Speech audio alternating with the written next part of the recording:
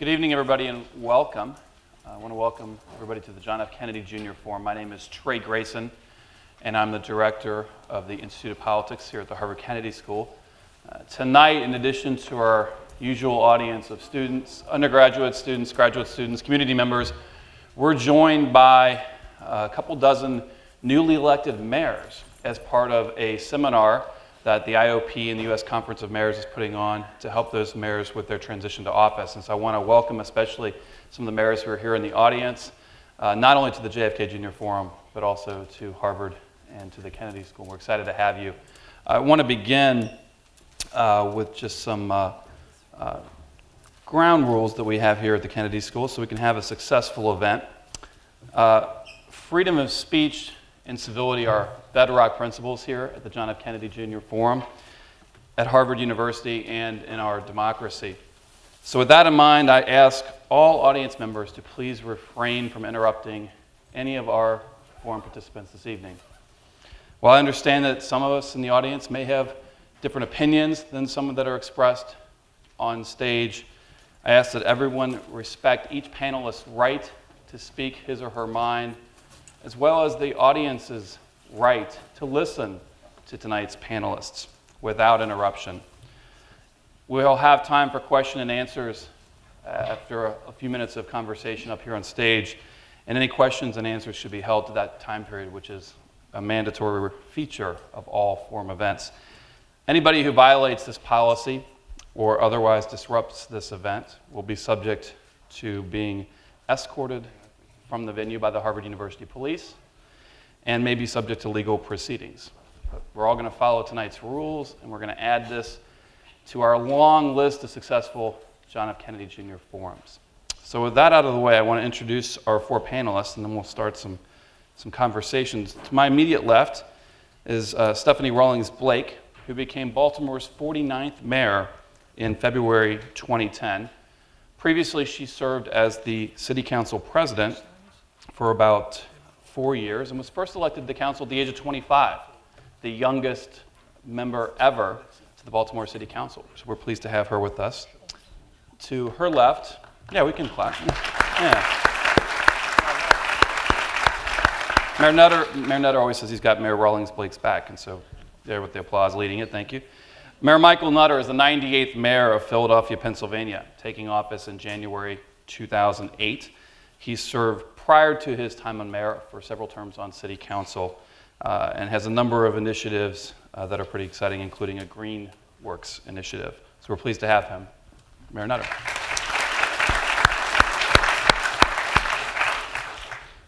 Mayor Michael Hancock just became the mayor of Denver, sworn in office in July 2011.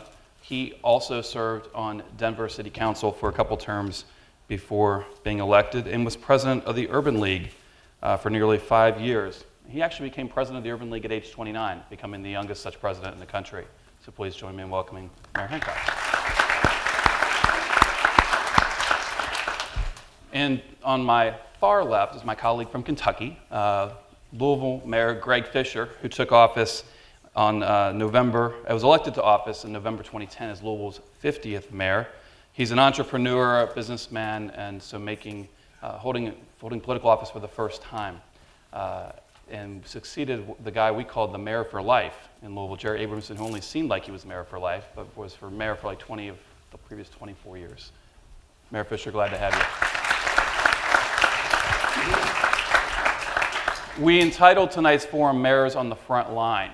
Mayors, all elected officials have tough jobs nowadays, but it seems like the mayors maybe have the toughest jobs in America. And there, I see all the mayors, the newly elected mayors nodding. They're on the front line on a lot of issues, not just, and historically mayors have been on the front line for the crime issues, maintenance issues, but we're seeing pothole, all the things that you think of, getting a city running, police, safety, fire, all that.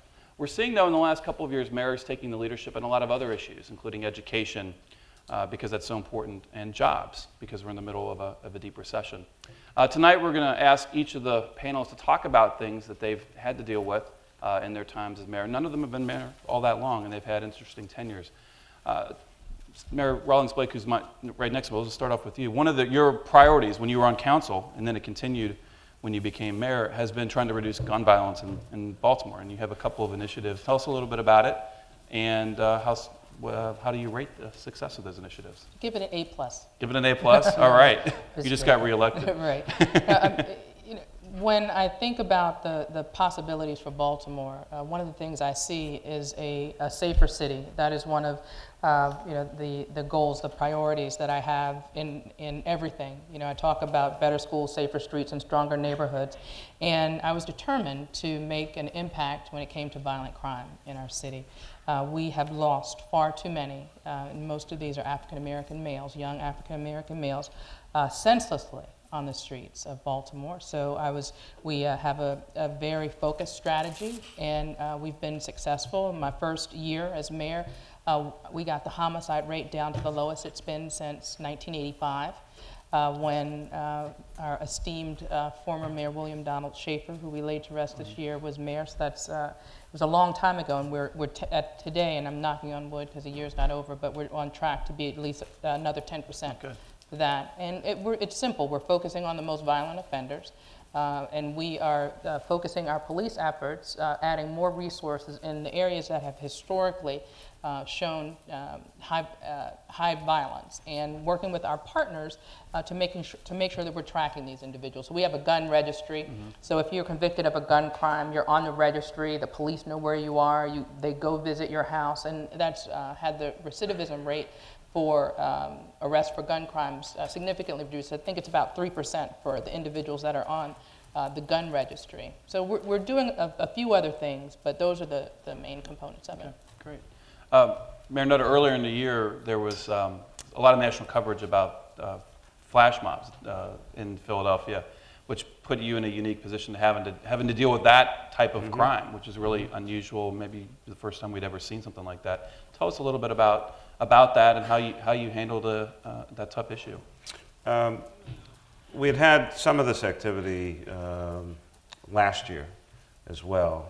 Just literally, it flashes up. And social media is certainly one of the contributors. A lot of activity going on. And I told the young people at that time, kind of broadcast to the city, a big press conference back in, I believe it was March of 10, that if we saw any more of this kind of activity, we'd have to take stronger measures. But we did have a big show of force, not just from the police department, but community leaders and civic leaders and business people in a particular area in South Street, if you know Philadelphia. And then we went out on a walk with families, and just to kind of reassure folks that things are okay. And for the most part, things had kind of calmed down. Then this past summer, in June, we had an incident that flared up, and there was some violence associated with it. And then in July, I was away on vacation. 4 young people in a larger pack started literally beating people up as they were running down the street, taking advantage of some folks in Center City. 4 arrests, one 19, one 17, one 16, and one 11. Which, for obvious reasons, was particularly disturbing. I'd kind of had enough. And while I was still away, basically wrote my remarks of what I was going to say to the citizens when I came back. My police commissioner, Commissioner Ramsey, suggested that we might want to look at lowering the curfew. Philly has had a curfew on the books, episodically enforced, not enforced, over many, many years. We've had one since 1955. We then decided that I would deliver this message at my own church. And I said some things that were on my mind. I delivered the speech exactly the way I wrote it, sent it back to my folks and said, do not edit this speech. They were a little nervous. Staff tend to be like that.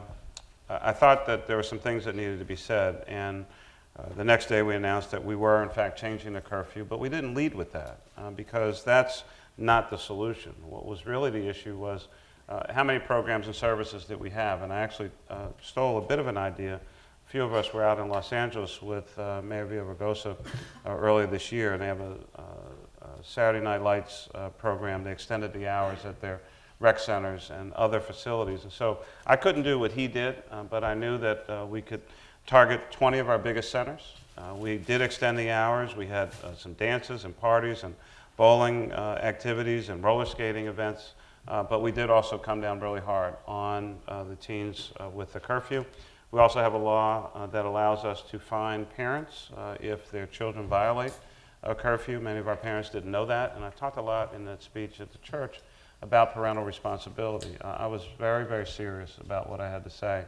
And then the next day we announced with a tremendous amount of support from clergy and community and others. I think, to my fellow mayors and certainly the new mayors,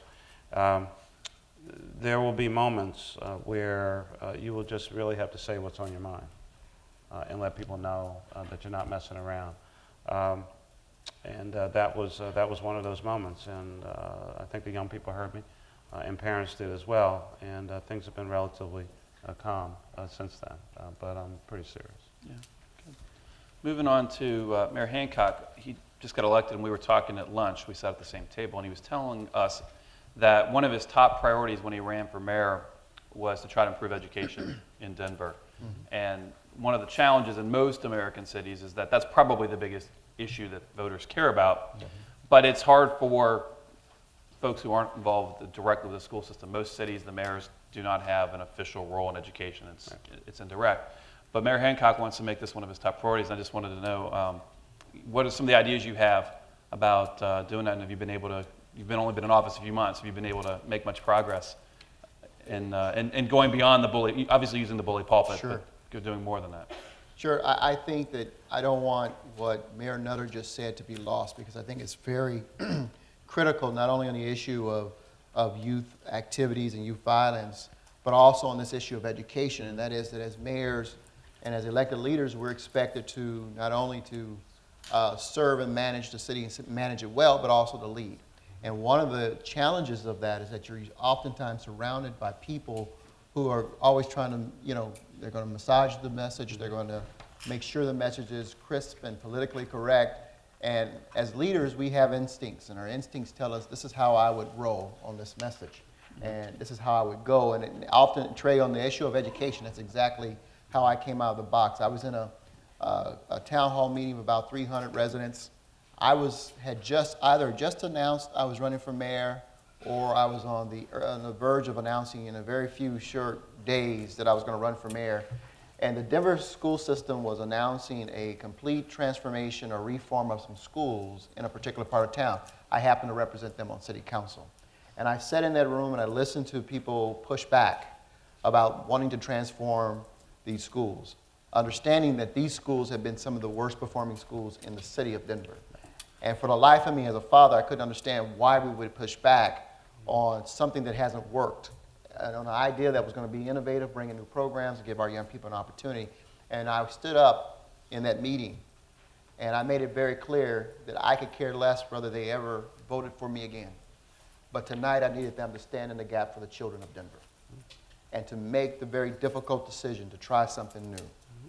And that moment became kind of that cataclysmic moment where people often talk about, are you running for mayor? Are you trying to be the superintendent? And my response to them has always been, there is not a more influential, broader bully pulpit than the mayor's office to talk about or to raise the level of conversation around the issue of education. And if my job is to get this city economically and culturally competitive and to make sure that we build this city for the long term, then we're going to start with the littlest child and we're going to take them to their career. And that means that our greatest investment is in that school door. And also for the city of Denver's mayor, my greatest impact is on the other side of that school door to make sure they can get there safely and that we can support education. And so what we've done is we've convened our stakeholders, business, private sector, nonprofit, university, and colleges. They're not only putting their name on a piece of paper to make a commitment to what they're going to do to help improve our schools, but they're bringing dollars to the table as well. And we're going to partner with DPS, Denver Public Schools, to make sure that every child, no matter where they live in the city, will not have their effectiveness determined by their zip code or the quality of their school determined by their zip code. And if the traditional schools aren't working, then we'll find the schools that are charter, private, whatever, to come in and to replace that school so that every child has an opportunity. Great. I know Mayor Fischer took office earlier this year, and transportation infrastructure investments are something everybody on this stage could probably talk a long time about, the need for more investments to both expand our infrastructure as well as replace and repair our existing infrastructure. A few months ago, he was faced with a situation, it's probably something you didn't talk about much in your campaign, when the Sherman-Minton Bridge became a big deal. Could you tell the audience about that bridge, what happened, and how you've been handling it? Because it's still going on, the problem with that particular bridge. Well, I'm a business guy that happens to be mayor right now, and I never thought I'd be excited about roads and bridges and sewers and things like that, but you get excited about that when you're mayor. And we've got to deal with really local issues that sometimes have their roots in international competitiveness, and this is really the story of what the Sherman-Minton Bridge is all about. The day after President Obama announced the Jobs Act, and you'll recall he spoke about roads and bridges, and we're losing our competitiveness nationally. And for those of us that have been out of the country, especially when you go to a place like China and see the investment that they're making in their airports and their roads and their bridges, and here we are the greatest country in the history of modern civilization, and you take a look at some of our infrastructure, there's a disconnect here. And so when we're talking about upgrading and fixing our roads and bridges, and we have unemployment and construction trades at 20% and record low interest rates, and we can't get it done as a country, people in Louisville are pulling their hair out. It's like, what's the problem here? So gridlock in D.C. is a symptom of the problem that we have here. So what happens in Louisville? Friday, 4 o'clock, rush hour.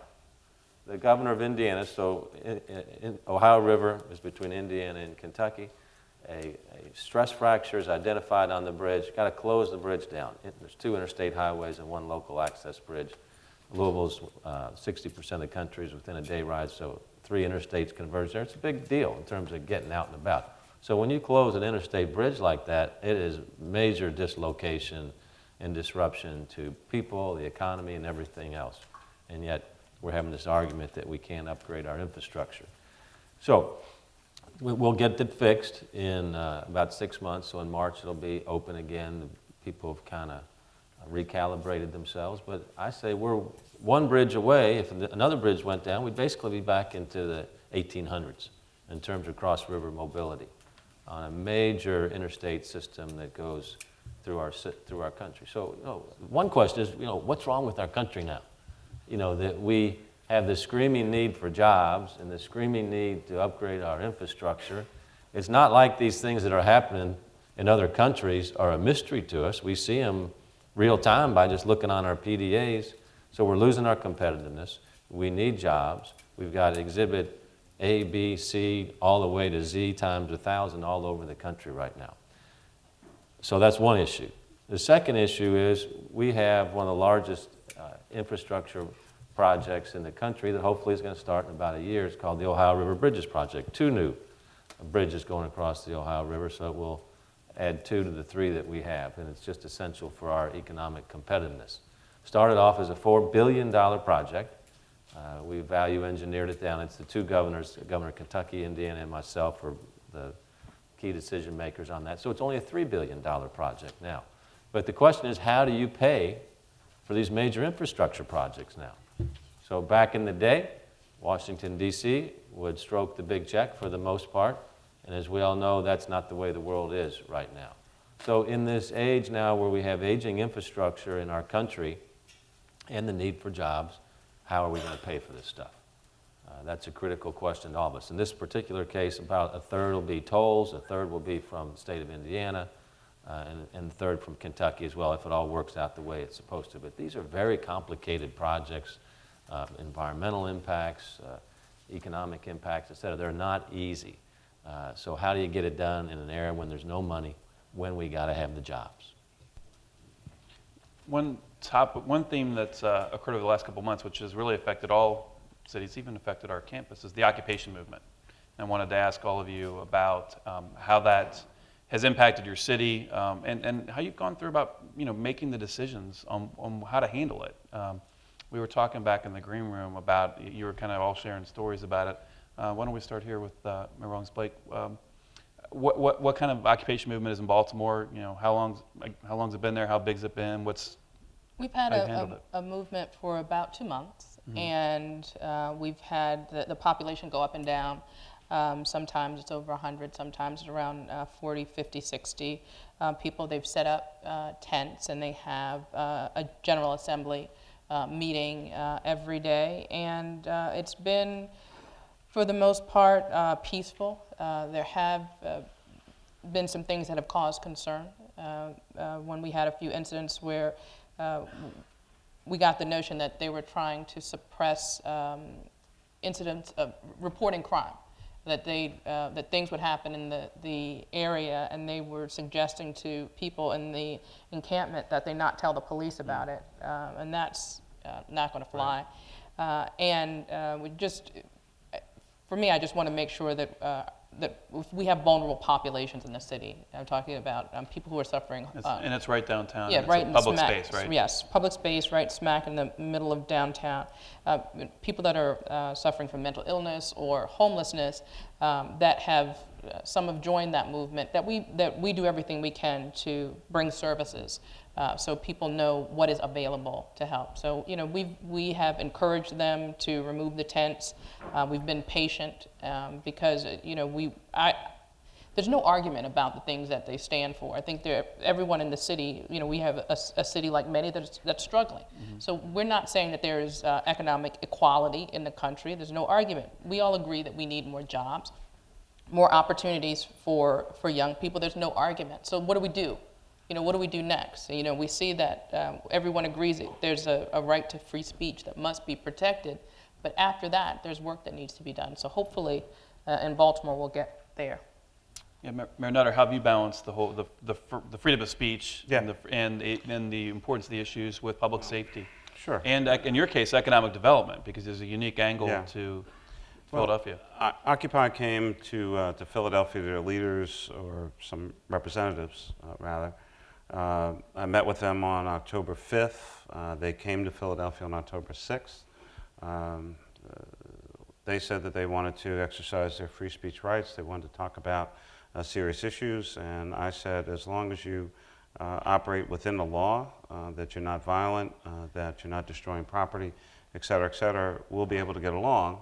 But I do need to mention to you that we have a $50 million revitalization project scheduled for this fall. For part of, they were literally on City Hall apron on the west side of the building. And that this is a project that represented nearly 1,000 jobs. Your cause is about economic justice and employment and working with you know, the 99%.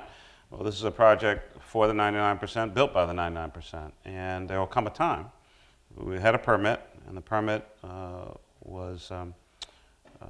would expire when the construction project started. We gave notice, a lot of notice, but they were mostly peaceful. They had demonstrations. They'd tell us where they were going. Our police would go with them. We really didn't have many incidents. There were 3 occasions where clearly, as a part of their civil disobedience component, they wanted to be arrested. We did not want to arrest them, but you can't block streets or sit in on private property. So we did have those. We videotaped all of them. We read, officers at every roll call were read the First Amendment. We give 3 warnings at intervals, and there was never any violence in any of those arrests. This morning, we needed to relocate Occupy Philadelphia. We gave them a permit to a space literally across the street from City Hall in a big plaza, very prominent location. No tenting, no sleeping, no overnight activity from 9 a.m. to 7 p.m. But we did go in last night at about 1, cleared the area out by 2, and secured that area. There were no fights, no incidents or anything. There were some subsequent arrests off the property. Folks didn't want to move out of the street. But I've been very straightforward with Occupy Philadelphia. I think as Mayor Rawlings-Blake said, the issues being raised, unemployment, poverty, accumulation of, disproportionate accumulation of wealth, lack of lending by banks, et cetera, all issues that every one of us up here have talked about before there was ever an Occupy movement. So I don't have any issue with the message. Mm-hmm. But I think increasingly When you're spending, in our case, some weeks 50, some weeks upwards of $100,000 that you had not budgeted for overtime for various services in cities that have all been hit hard by the recession, you have to get to a point where, turn this movement into action. And a lot of that action, quite honestly, is not necessarily going to be in our cities. I can't do anything about banking policy or the accumulation of wealth or a bunch of these things. It really is about Washington, D.C. and what the Congress is doing. And they haven't made it local. They haven't made local demands. Not really. Yeah. I mean, there were a couple of local issues Yeah. that folks didn't like, and we had some back and forth about that. But the larger national Yeah. issues that they're talking about are literally not within our realm. They're not within our purview. So national issues playing out at the local level, costing us money, at times disrupting activities in the city. Philadelphians were tremendously patient. We're generally a patient bunch, except with our sports teams. Right. That was last night. We're not going to talk about the Eagles today, Mary. No, thank you. But no violence, and for all 55 days, we have conducted ourselves virtually the same way every day with dignity. Good. You mentioned. Please stop. Please stop interrupting. If you do not stop interrupting. All right. Harvard Police, please remove these people. Mic checks are not permitted in the forum. You now will be removed by the Harvard Police. We love Philadelphia. We love Philadelphia. Mic check. We love Philadelphia. We love Philadelphia. You sent people to the hospital last night. You sent people to the hospital last night. Why? You can't evict an idea. You can't evict an idea.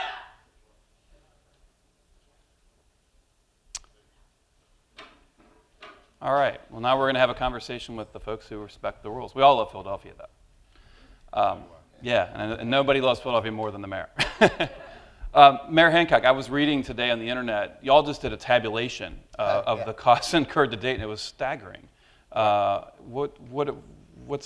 What was that number? If you could share with the audience and maybe give your perspective on this as well. Between the state and the city of Denver, and you should know that there's a street that separates state land versus city land. We have spent together almost $800,000 in dealing with the Occupy Denver movement for the past two and a half months. Denver alone has spent about $430,000 of those dollars. That's just calculating overtime and materials. That's not calculating actual dedicated resources that are on schedule, or at least having officers there who are on shift. There's been a tremendous cost. That's what we're able to calculate today. We have not been able to calculate the damage to our Civic Center Park, because they have been people who have part of the Occupy Denver or who have moved in with Occupy Denver have the trash and the defecating and urination on public property has really been what we've been trying to manage. But there will be this is some very expensive and old stone that we'll have to clean. And I will say today that while I was away, we did go in today and clean the stone. We power washed it. And Occupy Denver has been very cooperative. We asked them to pack their stuff up and to move so we can go in and clean it up. And they did. And they completely left the area, vacated the area, and allowed us to clean it up.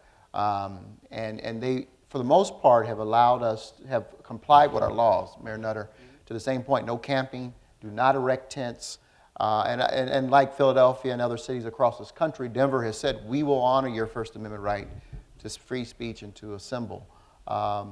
We ask you to observe our ordinances. We do not allow you in our parks, anyone. I can't be in the parks after 11 p.m. That's for our maintenance and for safety. And we do not allow erection of our tents in the park. And so when you do that, then we're going to move in and take them down. And that's all we ask. Again, that's for everyone's safety. But also for the sanitation part, and that is that you not serve food that you're not able to properly store. When there has been some police movement, it's been because they have either done something that puts themselves in danger or other people, such as going to sit in the middle of one of our major arterials in downtown Denver, our main Broadway street. And so our officers had to move in order to get them out of the street. So it's things like that, but it has been an awfully costly effort at a time when we can least afford it. This year, the first act I had to take between July and November was to close a projected $100 million budget gap for 2012.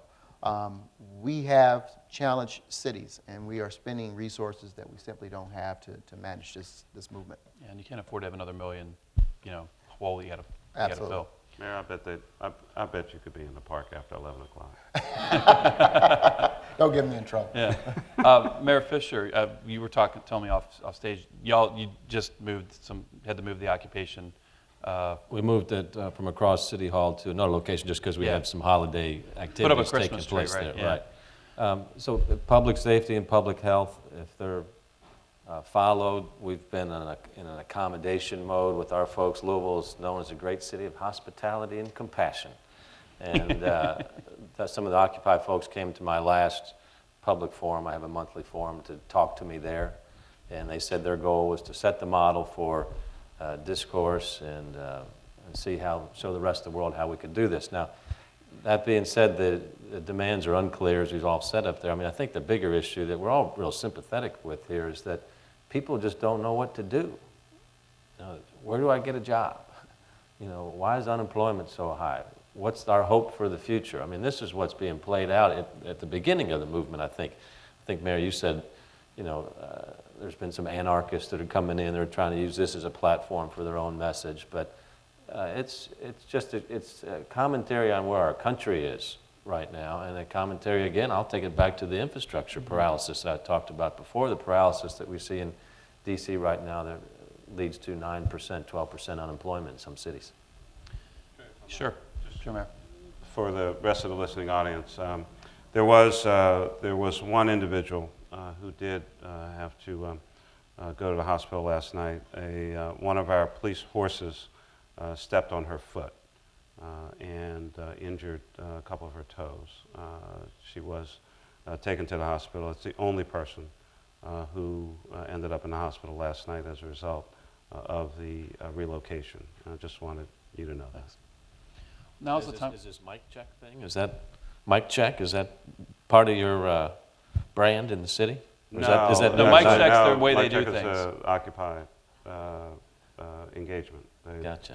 It's a replication of whatever the last person Yeah, it said. allows them to do the speeches yeah. without amplification. Right, So exactly. what you just saw is how It they do goes the down rallies. the row. So person They really- says something, then the next row says it, and it keeps going back. That's what that's about, and it starts with mic check. Well, mic nut or mic check. So I guess No, they're not doing that. no. They're not doing that. They're not doing that back. It was I'm trying to loosen it up a little bit. MIC, yes. No, I understand.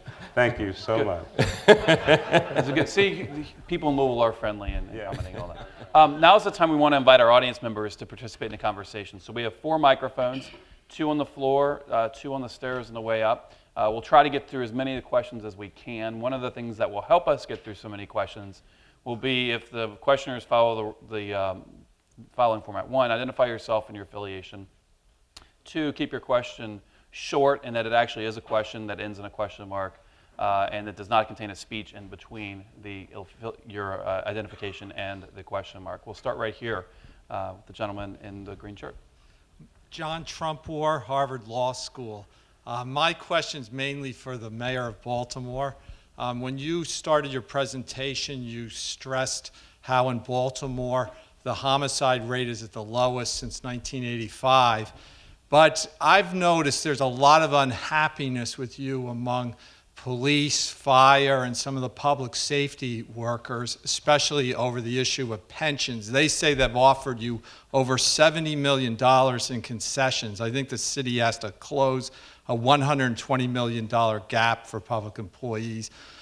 They feel, why won't you negotiate with them? We hear a lot about Scott Walker, about not talking with unions and doing collective bargaining, but it seems like a lot of Democrat leaders have used this crisis to really erode collective bargaining and not sit down and negotiate. They don't get Social Security and disability.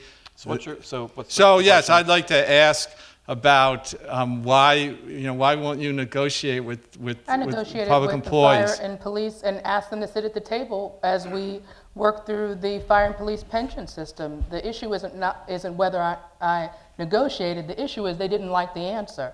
They're certainly free to disagree, but to suggest that I'm not sitting down is just It's not true. It's a lie. I have a monthly meeting with organized labor. We talk about there's an open agenda. Anything the organized labor wants to talk about, I will talk about. We've talked about pensions. We worked all through the process. We had a disagreement about whether or not we should change the retirement age for existing fire and police officers. I said we should in order to balance our budget. They said we shouldn't. The courts agreed with me. They said that we should change other parts of our fire and police pension system. I'm knocking them down one by one in court. So it's not about whether or not I'll negotiate. I negotiated. I was hoping to get more cooperation, especially since when I had the $121 million budget deficit, I did not lay off one single firefighter. I did not lay off one single police officer. So to suggest that there's some, the priorities out of whack, or I don't care about fire and police, is ridiculous. I cut my own office by 20%. I didn't lay off one of them. So we just disagree. We're in court, and I'm winning. Pensions have been a big issue. Mayor Nutter, you're in your second term. I mean, Yeah. from day one to now, how much of how much bigger is the impact on your budget now? We have a defined benefit pension plan. The public sector is the absolute last bastion of defined benefit plans. They are completely unsustainable under any set of circumstances. Our plan is 47% funded. We now have more retirees than we have public employees. We go through interest arbitration with police and fire and regular collective bargaining with our two ASME unions. We got in arbitration with our police for the first time in the city's history, a hybrid pension plan for new police officers, or if you want to be in the old plan, you have to pay more. Receive the same through interest arbitration with fire as well. This is an environment where no one wants to give up anything, and everyone wants to hold on to what they have. Well, I'd like my hair to come back, but that's just not that's just not going to happen. This is a time where in our situation, I said this is a shared sacrifice. Everyone has to put something on the table. So what did I do? I cut my pay. I took furlough days. I cut my chief of staff and every top-ranking person in the government. And furloughs with pay cuts and any number of things. I don't ask anybody to do what I'm not prepared to do myself. And you go through these negotiations, and much like Mayor Rawlings-Blake, when folks don't like the answer, we get accused of, well, you're not negotiating. No, I made my position pretty clear. You don't like it, and so, until we can reach some other understanding, what is it that we're talking about here? I don't have any money. It's pretty straightforward. And so, all of us have tried to figure out how do we provide high quality service without massive layoffs. And I'm not saying anything about any other city because every city is different, but much like, again, my good friend to the right here, didn't lay off one police officer, not one firefighter, not one sanitation worker, not one social worker. Reduced the size of the government by 1,600 positions. Had to fill a $2.5 billion 5-year plan deficit, partially with increased taxes and partially with cuts. Pretty much a 50-50 split. Yeah. Don't run the schools, raise taxes in an election year to fund public education in Philadelphia. So this is a tough job. And some of you may have heard me say this before. If you have a deep-seated need to be loved and admired on a daily basis, you should not be in this business. You should go work in a pet shop. Okay? Because you have to make tough decisions. You have to say no to people morning, noon, and night. If you're not prepared to say no, especially to your friends, again, I would suggest this is not the business for you. It's not because I'm mean. It's not because I'm nasty. It's because we have a system that has accumulated the amount of a deficit over a 30 to 40 year period of time, and folks have been kicking that can down the road, and I made a decision, I'm going to be here when my time is done. Unlike some other cities, there's a term limit for mayors in Philadelphia, so I know what my situation is. And when my time is done, I'm going to live in this town. But I'm going to do everything that I possibly can to set that pension fund on the right course to make sure that we're not pouring hundreds and hundreds and hundreds of $millions more into a system that will never recover without any kind of change. And that's what's required, especially in this environment. So no one is using a crisis to get change. Change needed to happen anyway. The crisis has exacerbated our situation. My last comment on this is in 2000, we were putting nearly $200 million of general fund money into our pension system. Next year, that number's over $600 million and growing if we do nothing. So doing nothing is really not an option. Unless you two want to add something. Yeah. We have to balance our budgets. We can't print Right. money. So this is not something we take great pleasure in, but by law, we have to balance the budget. So just like you do it at home, we got to do it in the mayor's office. Question up in the stairs. Yes. Hi. Oh, sorry, that's very loud. It is loud, my name yeah. is Melissa Barber. I am a junior in Kirkland House. I study social studies. My question is, as you probably expected, for Mayor Nutter. So your critics have accused you of violent action, police action. You acknowledged that a woman was hospitalized by police forces. When you say police forces, though, it wasn't a police officer. It was a horse that trampled her. While I'm concerned about these violations of the First Amendment, especially for peaceful protesters, I'm also concerned about those to the Fourth Amendment. A few years ago, you advocated for the establishment of crime emergency zones, which justified frisking, restriction of travel, and curfews to all citizens of the city. How do you justify the massive expansion of the police state under your tenure? Okay. I mean, that would all be interesting if any of it was correct. There was a court case in the U.S. Supreme Court, Terry versus Ohio, in 1968. I was 11 years old. And that allowed for what we now refer to in many police departments all across the United States of America as stop, question, and frisk, which is a constitutionally allowed tactic. And if you would like, you can certainly talk to the local Philadelphia ACLU, who will tell you that it is constitutionally allowed. I did not bring that to Philadelphia. As I mentioned, I was 11 years old when that case was determined by the U.S. Supreme Court. And virtually every police department in the United States of America uses that tactic to deal with the issues of primarily illegal guns. So as interested as you are about that issue, I'd also like you to be interested in the fact that 85% of the homicides in Philadelphia are committed with illegal weapons, and that 80% of the homicide victims in Philadelphia are black, and that 72% of those victims are black men. So I want folks to be focused on the issue of illegal weapons, and it is my responsibility to make sure that all of our citizens are safe. And so what I really want is not so much to stop questioning and frisking people. What I want folks to do is to stop shooting each other. That's what I want. And if you think that we're going to take your illegal weapon away from you and not carry it, then that's what I want you to do. Our police department is one of the best police departments in the United States of America. We do respect people's rights. We've had a curfew in Philadelphia since 1955. I was born in 1957, so I didn't bring that to the city either. We use it to make sure that our young people are safe, either not committing crime or not victims of crime. And so that's not the only thing that we're doing to help our young people. But I mean, I appreciate your perspective, but those are the facts of what's going on in Philadelphia. And our crime rate is going down.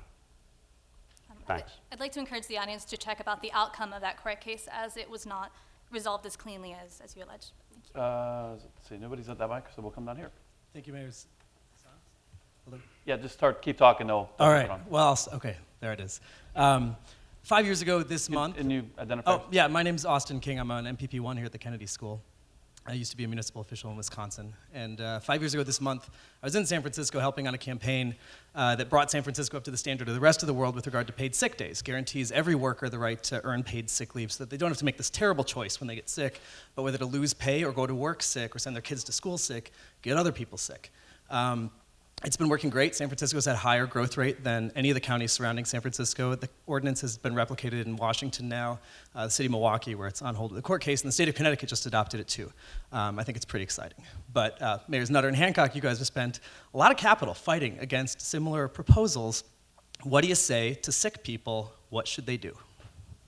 Well, let me let Mayor Hancock take the first one so we can let Mayor Nutter catch his breath for a sec. You know, I was asked this question a lot during the campaign, and I was moved by the compelling argument. And by the way, I want you to know I met with both sides of this campaign. I met with the sponsors of the bill in Denver, where it was called 9 to 5. It's a 9 to 5 group. I met with them on 2 occasions, and I simply said to them, I don't have a problem with the values that you're espousing here. What I'm challenged with is that you've singled my city out. You've singled my city out at a time that I'm doing everything I can to bring jobs into the city, to recruit companies into the city, to help small businesses get going in this city. And when I met with the small business community and I talked about this issue, and by the way, they brought it to me, their compelling argument was that we will lose jobs. I will have to stop hiring people, lay folks off in order to prepare myself to take care of this, this new piece of legislation. We also did an analysis and found that it would cost the city of Denver almost $800,000 just to prepare to implement the policy. They placed the onus of implementing this regulation in an agency that absolutely had no capacity whatsoever to implement it, to monitor it, and to deliver whatever penalties or any kind of bureaucratic regulations or oversight. So that created a problem. So my opposition to it was based on the fact that I thought it was the wrong, although it was a good concept, right values, wrong process to bring it to the forefront or to the public, and two, that the fact you singled out a city of Denver as opposed to going to the state where I believed it belonged. And I suggested go to the state. They said we did. And I said, what happened? They said it failed. So I'm going to go back to the state.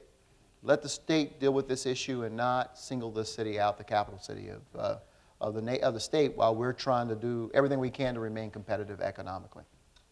Let me say that I agree with, and I had the same exact situation in Philadelphia. I agree with everything that Mayor Hancock said. Philadelphia, as the city which unfortunately has the highest poverty rate of the top 10 cities in the United States of America, finds ourselves at often a competitive disadvantage with the counties around us. We're in southeastern Pennsylvania. Clearly, we have, unfortunately, still a high tax burden as compared to Bucks, Chester, Delaware, Montgomery counties around us. Would absolutely have put the city at a competitive disadvantage just to our nearby neighbors. Absolutely would have cost us jobs. We went through the same analysis on this particular piece of legislation. Our administration testified to the merits of the issue, but could not put at risk, and certainly at this tenuous time, could not put thousands and thousands and thousands of jobs and business owners at risk in this particular environment. So that first bill, we had 2 bills. That first bill I vetoed, and our city council chose not to try to override that veto, given what was going on in the council, and I think other members truly understanding, and this was also during an election year, understanding that maybe this was not the right legislation at this time. A subsequent bill was put in that only affected companies that did business with the city of Philadelphia and provided a fair amount of flexibility for our administration in terms of implementation. That bill I did allow to go forward to approval without my signature because I still had the concern about negative impact on business, but it was a sign from me that I do care about the issue, and if you're doing business with the city of Philadelphia, that does create a different level of business relationship with us. Good idea. Timing probably could not have been worse, and the potential for negative impact is something that we as mayors, again, we get elected to represent the entire city and often have to make these kinds of challenging decisions that may not necessarily be what we want to do, but at times are things that we have to do to preserve and protect the city at large. Mayor Fischer, Mayor Rawlings-Blake, have either of you been faced with this issue yet? Well, I mean, just a general Hey, comment, Sibley. Mayor Hancock here could have done that, but he would have had to lay off 100 people. So that's what you asked when you come with this type of thing. Which 100 of these people do you want me to lay off? I mean, that's what we're talking about in terms of the trade-off. The San Francisco experience shows that the claims of the business community do never, it's just like minimum wage. No, you're talking about city workers, right? Yeah, these are city workers. So, question over here. My name is Ben Bradlow. I'm a master's in city planning student at MIT. And I think a lot of us who think about institutions that affect economies and politics in urban settings have taken a lot of symbolism from the occupations that have happened at many city halls throughout the country, and I know some of the mayors here have had that direct experience.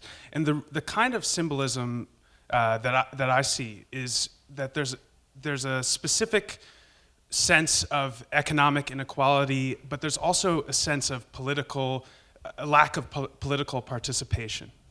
And I think back to an experience that I had when I was working as a journalist in Philadelphia in 2009, where there were an interesting set of forums that you held, Mayor Nutter, regarding budget cuts that you were considering. Yeah, my brilliant idea to have neighborhood community forums after I announced that we were going to close $1.5 billion budget gap. Yes, that was a really smart idea on my part. Well, we had 8 of them. Maybe you have a different view than the way I might put this forth, but I think that seemed like an opportunity that was never really realized. Because in a situation where all of you are saying that you have limited capacity, limited resources, the question becomes, and I think this is something that's implied by a lot of the occupations, how can cities draw on the resources of their city in a much broader perspective, including the kinds of the values, spirits, and experiences that come from ordinary people who are living in the cities. And if we're imagining new institutions, or rather I'm wondering, are mayors like yourselves willing to imagine new kinds of institutions that can include much broader participation of the public given the severe constraints that you're facing? Let me try to answer real quick. I mean, obviously you were in Philadelphia at that time. For the rest of the audience, I had 2 days after, at least for me, the most historic presidential election possibly for some of us in our lifetime. So that's a context. 2 days after that election, President Obama became president-elect, or Senator Obama became president-elect, I announced to the citizens of the city that we had a nearly $1.5 billion 5-year plan deficit, that we would not be able to have all of our swimming pools open in the next summer, that we might not have all of our libraries open, and a whole series of bad things that I announced. We had 8 town hall meetings at which upwards of 400 to 500 people came out to scream at us for 3 hours a night. So there was a lot of civic engagement in those forums. There was not a whole lot of dialogue and talking. And I believe in civic engagement as much as the next person. But again, we run businesses here. It's the business of government. You cannot run these entities, no matter how civically engaged folks are, you can't run them if you don't have any money. You can't pay for services with a handshake and a smile. You either have the dollars to pay for those services or you don't. So I'm more than willing to think about different structures, different ways of doing things, but I mean, you have to deal with your finance side of the house. As Mayor Fischer said, we have an obligation to balance our budgets. We cannot run deficits. So you're either going to raise taxes, cut services, or in my particular case, we did both. But you have to do something. And so I love people to be more civically engaged, but also have to balance the budget and run this government. Rawlings-Blake. I know that, excuse me, I know that the key to having a thriving and growing city is civic engagement. That's why one of the things I've done in my administration, we have the first ever comprehensive volunteer plan for the city, where we went out and had conversations with community groups, with institutions, with businesses, and we were able to identify the problems, some of the major problems that we had in the city, and also identify ways that we could use the strength of our citizens to change the outlook for those problems. So we have, it's called Step Up Baltimore. We have an initiative that is working with communities that even using, I think, some AmeriCorps volunteers to transform vacant lots in some of our blighted community into green spaces, and we have resources for those communities, so they plan the green spaces, and then we bring in volunteers to transform Then we're also doing something, we have a big problem in Baltimore with drug addiction. And we are using people who have had, I shouldn't say using, engaging people who have been successful for 3 or more years in their recovery, and asking them to be this recovery core and bring the next generation through.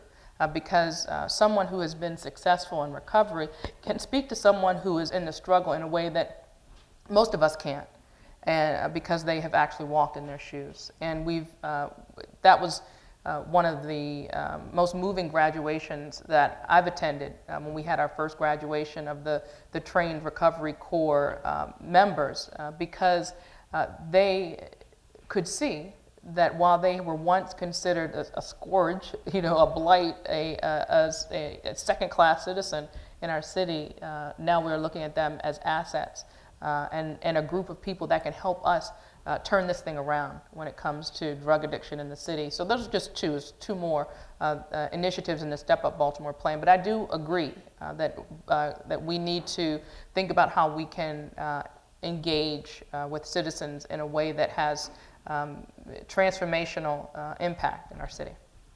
Mayor Hancock, Mayor Fischer, you want to? Just briefly, I won this office with a rally cry that we are all Denver, and that, and the statement I would make to the audiences was that this is your city. And in order for us to get through these very difficult, most challenging economic times since the Great Depression, all of us are going to have to put the city on our shoulders and have to, one, bear the weight of having to make some very tough decisions and sacrifices, but also by engaging and bringing your true talents to the table and say, Mayor, where can I help this city move forward and make some of these major sacrifices, or bring my skill set to help turn the city in the right direction and move forward. There is no greater time, I think, to fundamentally change the way government does business than this economic recession, and two, fundamentally be more aggressive about how we engage the public in a conversation around its finances, its economic health and well-being.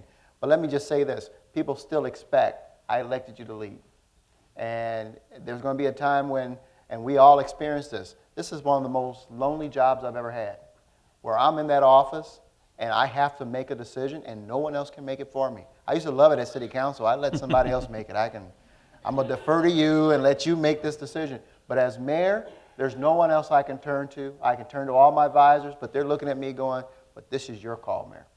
And people still expect, you were elected to lead. Thank you for asking my opinion. I've given it to you. Now lead.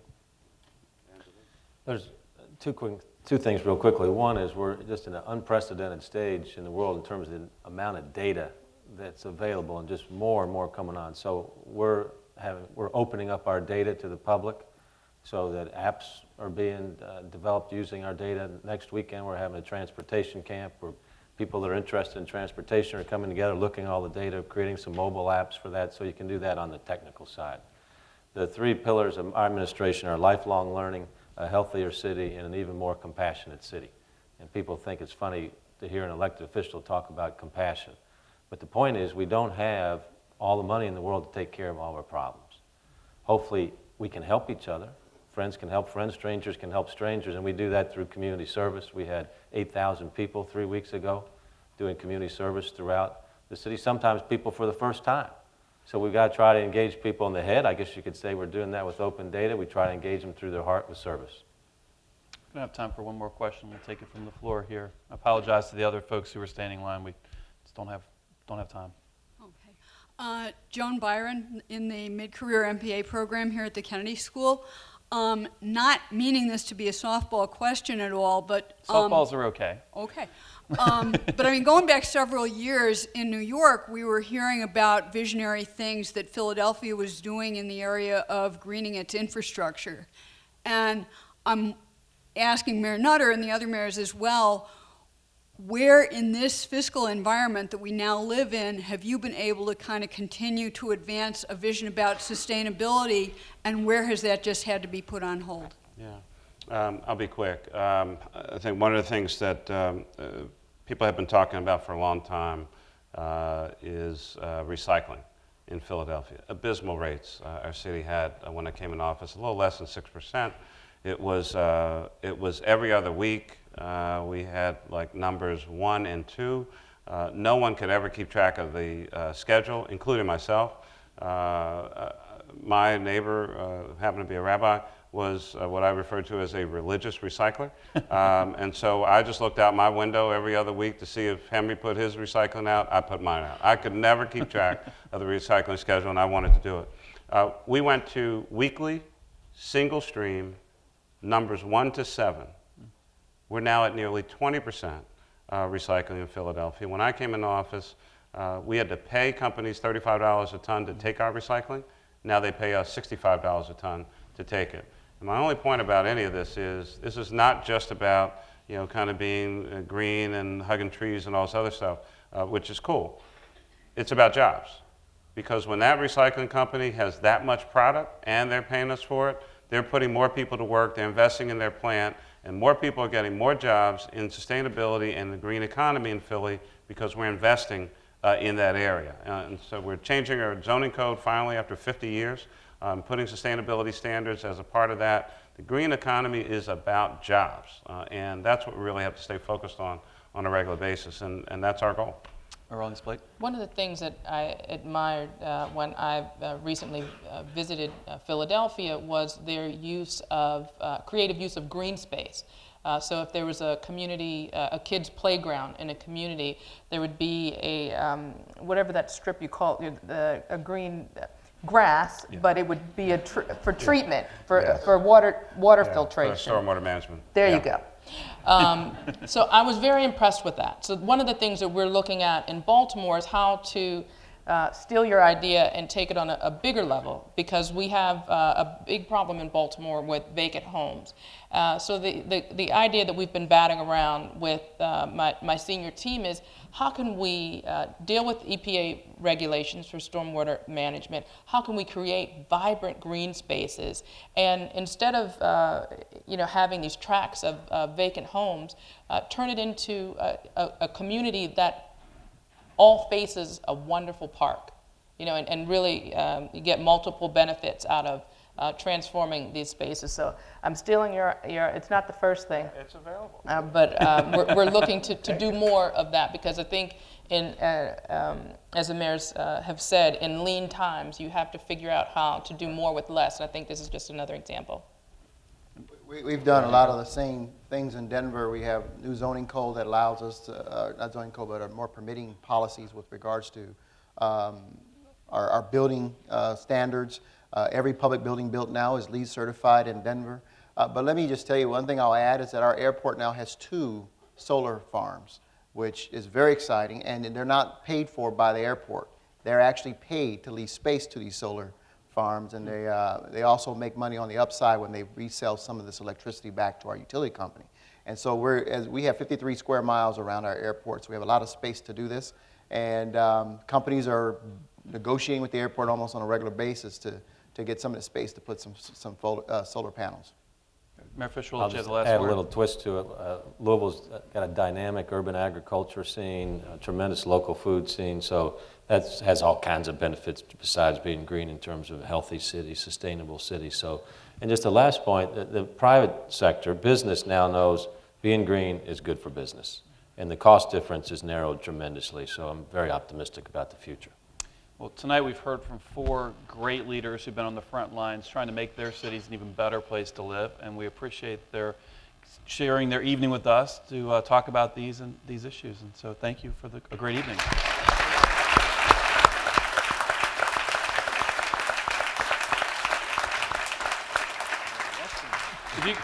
If you come back tomorrow night, we're going to have a forum on inequality, the underlying policy issues of the Occupy movement. And so we encourage everybody to, don't stay here for 24 hours, don't occupy the forum, but come back tomorrow night and let's have another great one. Thanks. Thank you very much.